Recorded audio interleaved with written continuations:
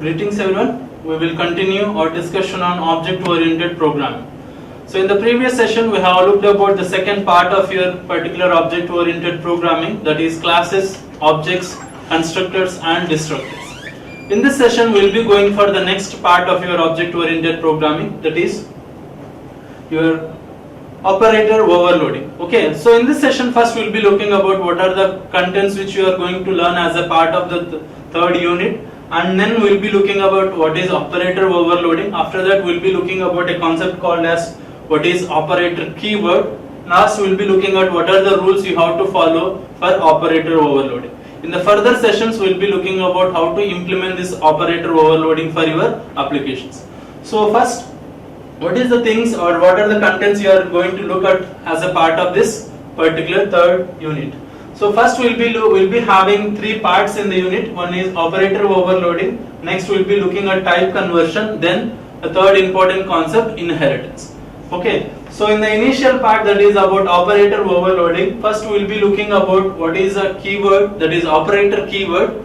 Next, how we are going to perform operator overloading. What is overloading your unary operators, how you are going to overload your binary operators, and how you are going to overload your assignment operator, and how you can use this operator overloading, what are the rules of operator overloading, which operators you cannot overload, which operators you can overload. All these things will be having as a part of your operator overloading. The second part is your type conversion. I think you should have learned about type conversion in C language itself. Well, type conversion is about converting your data types from some smaller data types to larger data types. Either you will be having automatic type conversion or implicit type conversion, or you will be having explicit type conversion, that is your typecasting. All those things will be C language type conversion. In C++ we will be having, since we will be having other topics or important topics which you learn specific to C++ like classes and objects, we will be looking at type conversion regarding those things, that is how you are going to convert your basic data type into a class type, and how you are going to convert a class type into a basic data type. Basic data types of your integers, floating point values, all those things. How you are going to convert your class type into a basic data type and basic data type into a class type. We will be looking about type conversion later. And the last part of this third unit will be about inheritance. Inheritance, first initially we will be looking about what is inheritance and what is its use. That is, what is the importance of inheritance, what are the various types of inheritance you have. Okay, so while performing inheritance, how you are going to use your virtual classes and abstract classes. And last we will be looking about what are the advantages and disadvantages of your inheritance. So we will be looking at three parts of this particular unit. So initially we will be looking about your operator overloading, later your type conversion, and last we will be looking about inheritance. So first we will be looking about your operator overloading. So in C language or in most programming languages we will be having a basic set of operators. In the C language itself you should have learned about what are the various operators you will be having.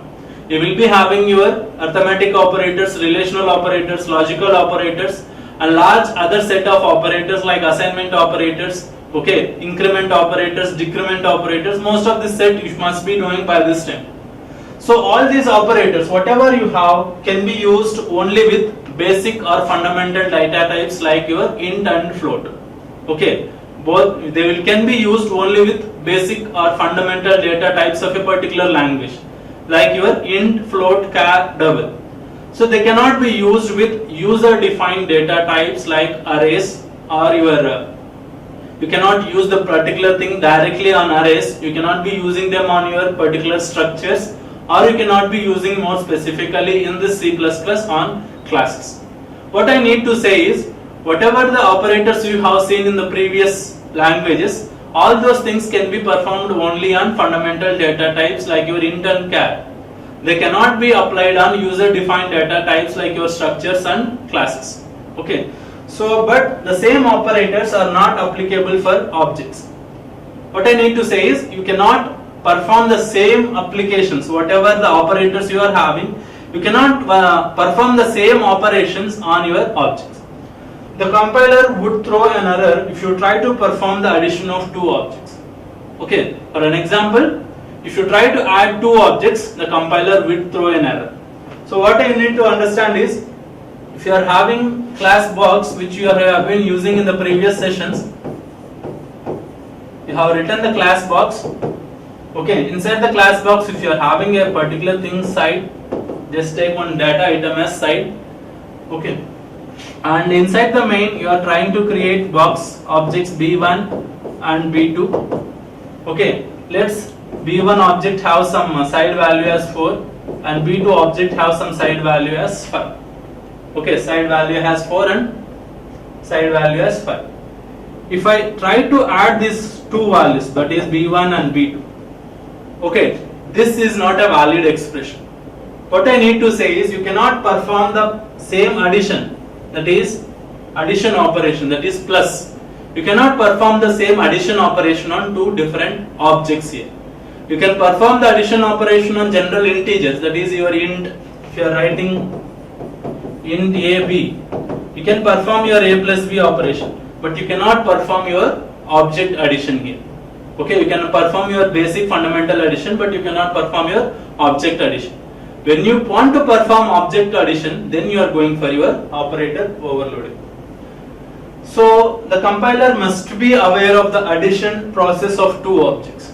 Okay, since you cannot perform addition directly, the compiler will throw an error. So what you need to do is, you have to tell the process of object addition. That is how two objects will be added. That is, what are the things you have to add in an addition. Okay, so you cannot just add two side values. There might be other variables. What you have to do is, you have to tell the compiler, okay, what is the addition process which will be involving in the addition of two objects. That thing you have to tell the compiler. Okay, so in order to do this, we will be using your operator overload. So basically you can understand by this time, operator overloading is all about defining or redefining your particular operators, like your addition, subtraction and other operators, which could be performed on your objects or other user defined data types. Okay, so to better understand how you are going to use operator overloading, so take an example of two complex numbers. Okay, so if you have a two complex number addition, if you want to write two complex number addition, how you have to write? You have to write, take a class complex. Okay, inside the class complex, let's take everything as public. Okay, I will be needing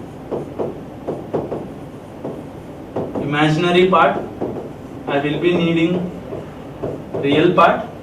So each and every complex number will be having these two things, and I will be needing some addition. So just I will take void add. So I have to add the two values, so I will be taking int a, int b. Okay, just I will be printing the addition value. I will be printing the addition value. So I have to get the values, real values. So how you can get the real values? I have to get the real values, like you have to use your complex number, complex, that is constructor. Inside the constructor you have to pass int y.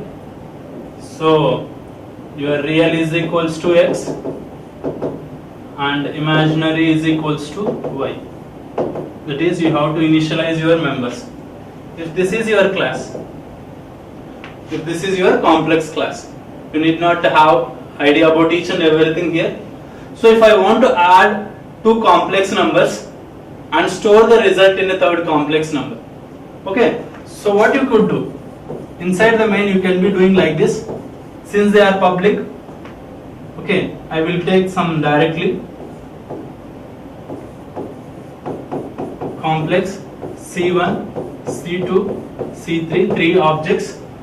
Okay, if I want to add two complex numbers and store it in a third complex number, you can directly do like this, something like this. C3 dot imaginary is equal to C1 dot imaginary plus C2 dot imaginary. Okay, C3 dot real is equals to C1 dot real plus C2 dot real, and you can print them. So you need not have the addition function also. If you want to have the addition function, you can use the addition function. But what you need to understand here is, if I want to add two complex numbers and store the result in a third complex number, what I need to do? I have to take the individual elements and add them separately like a general variables. Okay. I cannot perform something like this. C3 is equal to C1 plus C2. I cannot perform something like this. C3 is equal to C1 plus C2. Okay, in a general sense, that means is I am trying to add two complex numbers and store the result in a third complex number. Okay, I cannot directly add two complex number objects and store the result in a third complex number. So this is the issue with your operators. Your operator can work on general integers. That is, since imaginary and real are general integers, they can perform directly. But if you perform the same thing with an object, they will be giving you the error. So to avoid this particular thing, or to get more easier solution for your operators, or to perform easy operations on your objects or your user defined data types, so we'll be going for operator overload. So instead of writing complex codes like this, you can write simple codes like this when you write your operator overloading. Okay, by this time you should have understood what is overloading. So you should have seen in the previous sessions about function overloading. So function overloading is same about writing one or more functions with same names but with different parameters.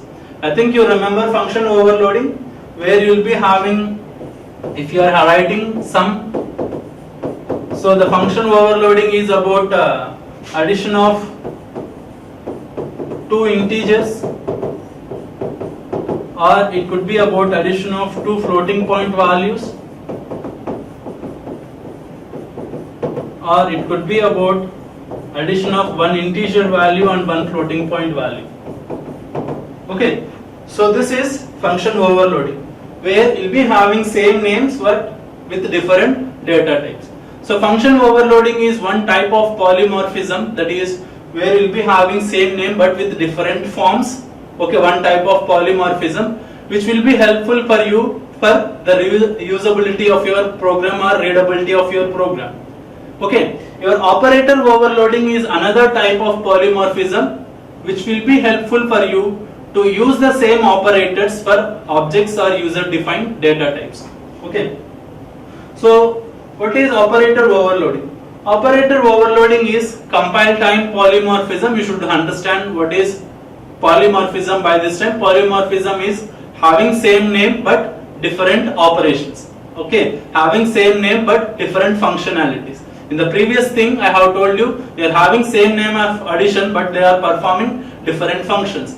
Here you are also having same operators, that is you will be having same addition, subtraction, multiplication and division. But what are the operations performed by that particular addition, multiplication is different. That is, if you are performing the addition on 2, this will be an integer addition. Okay, this will be an integer addition. But if you are having same thing for an object, this will be an object addition. Okay, so you are having same names, that is you are having the same operator name but with different functionalities. Here we are having it for integer addition, here you are having it for your object addition. So operator overloading is redefining your particular same operator.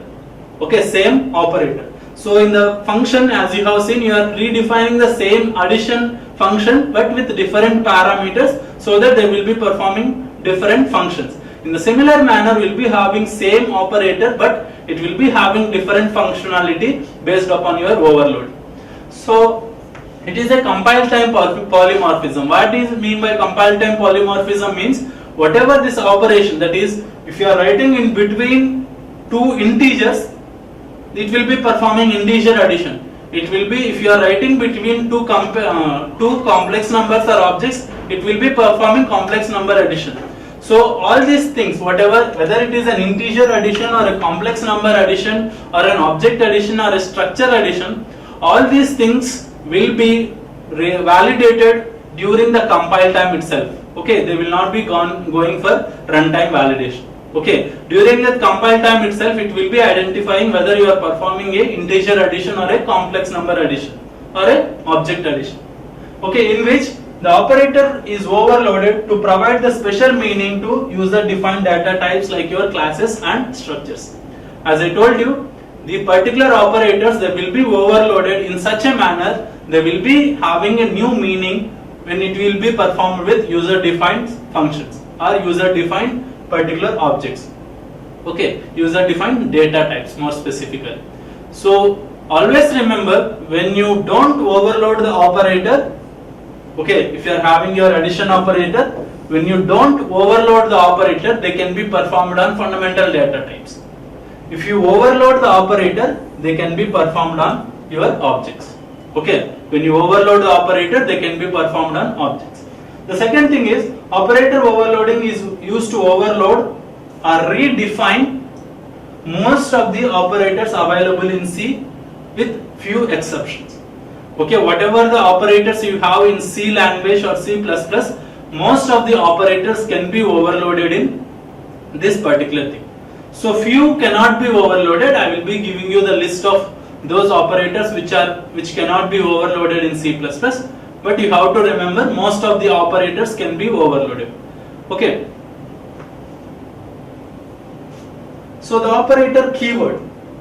So in order to write the programs regarding operator overloading, so you should use one keyword called as operator. Okay. Remember, in your syllabuses you will be writing keyword operator. It is written as keyword operator. Okay, actually it is operator. So operator is the keyword which you are using here. Operator is the keyword. So operator keyword will be the first step which will be used to define operator overload. So the operator keyword defines a new action or operation for the particular operator. Whenever I want to give a new operation to the existing operator, then I will be using the operator keyword. Okay. So what you have to do? What is the syntax? The syntax is, you have to have a function. Remember, it is a function. So it will be just like function overloading. Don't confuse your function overloading with operator overloading. Function overloading is the previous thing. Operator overloading is, you have to overload your operators. Okay, you have to overload your operators, but for overloading the operators as well, you will be using functions.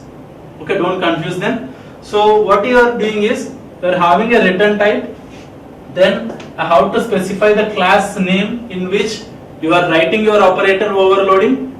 Okay, then I have to specify your scope resolution operator when you are writing this particular thing outside the class. After that, you are writing the keyword, that is operator word keyword. You have to write the keyword operator.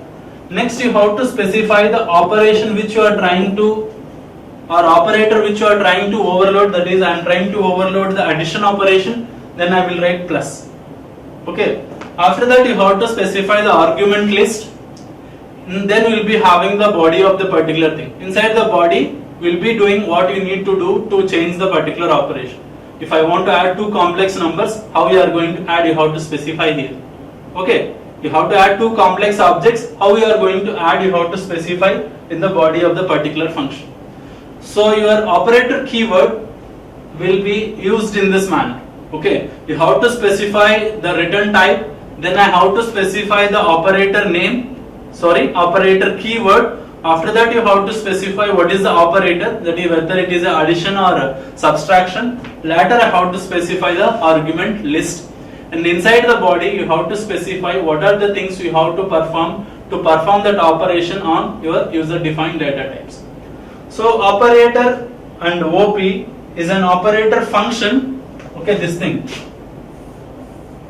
is an operator function where OP is the operator being overloaded.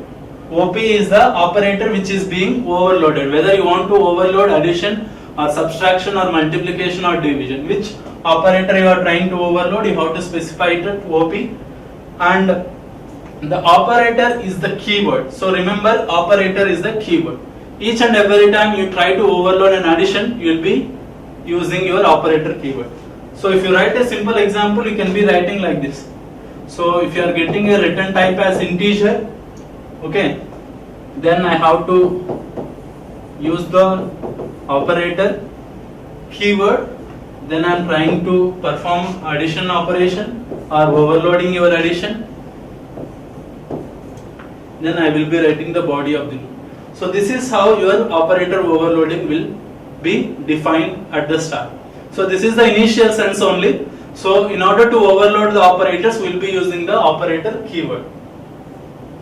So the operator keyword provides an extra meaning to your operator. As I told you, the operator keyword will redefine or give an extra meaning to your existing operators.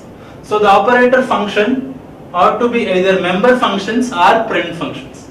So when you write this particular function which you have defined in the previous slide, this particular function has to be present in a class. Has to be present in a class. They should not be written outside the class. So while writing in the class also, you have to have it as a member function or a friend function. You will be learning about friend functions later. For the time being, know that your particular thing has to be present as a member function in your class. You should not be writing outside the class. Okay. So your operator overloading function has to be present inside the class only. So operator overloading is carried out in this following 3 steps. The first step is define a class in which you have to overload the operator. Okay, the first step is you have to have a class.